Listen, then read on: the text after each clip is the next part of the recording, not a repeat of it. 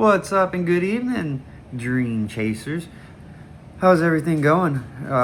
Today's video is going to be a little different than normal. No fishing videos, no boat videos, no car stuff, no tinkering videos. Kind of just, a little something different, something new. We're going to see how it goes. So we may have more videos in the future on stuff like this. We may not. But without further ado, let's get you guys flipped around and kind of go over what we're going to be talking about today. As you can see, what's on the table is an unloaded dagger. It is 9mm. I just picked up this light.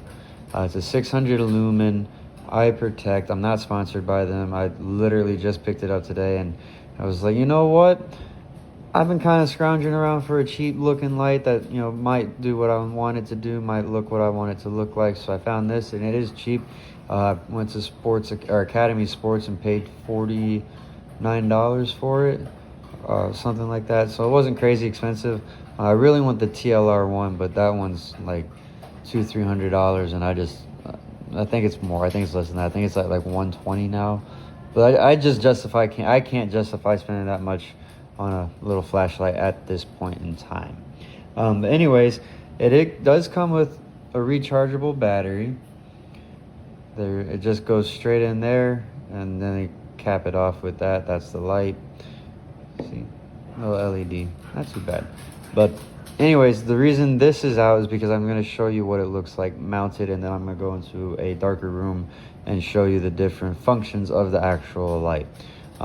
I have this out on its cleaning mat because, as you can see, it is pretty dirty. I typically have it when I go on the boat with me, and I haven't cleaned it since the last time I went out on the boat. So, and then I work outside, so I'm constantly sweating on it. So it typically gets cleaned once or twice a month, but it's been about 2 months since I last cleaned it. It has been fired regularly, so I know it's not, not going to fire, not work correctly. That does work right. But as you can see, nothing in the chamber. Magazine is out, and that's actually put up and away.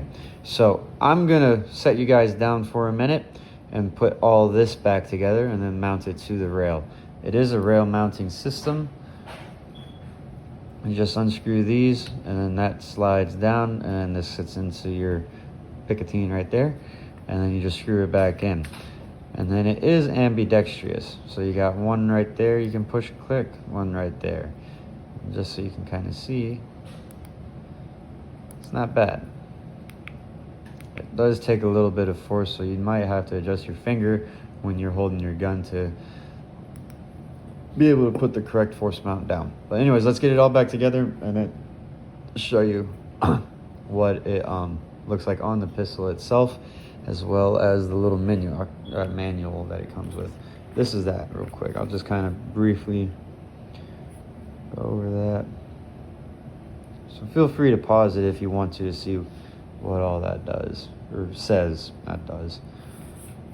But it's not bad. And then it gives you the statistics right there. Its weight. You got some more stuff over here. There you go. So, give me 1 second.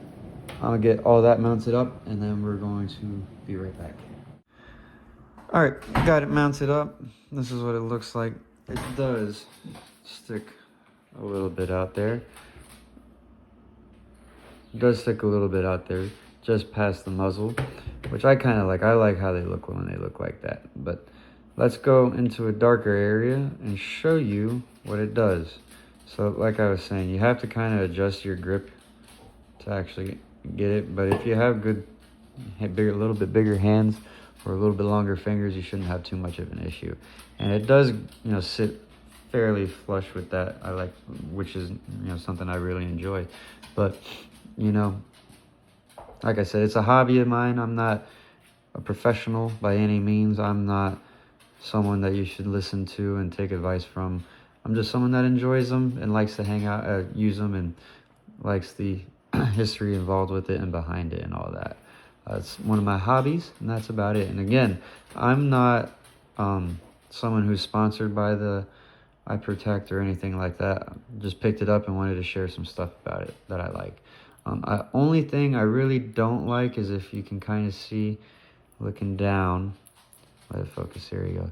The tightening screws protrude off the actual frame, which I do not enjoy. Other than that, that's really the only thing I have complaint about it. So let's go into that darker room. And alright guys, I know it's dark, bear with me. This is the darkest room in the house currently. It is still a little light out, so all the other rooms are pretty light. But anyways, look at that. That is high beam. That's medium beam. And then low, or that was low off. High, medium, off. Catch one. And then you got, Medium. then you have strobe, which is that, which does different strobes, but that's crazy, isn't it, guys? Anyways, that's about it for tonight, guys. I'm going to go do some range shooting this week with the light on to see how well it holds up. So maybe we'll get a video of that. I'll let you know though. But thanks for watching. I hope you guys enjoy your rest of your week coming up. Stay safe, stay happy, chase them dreams, stay safe.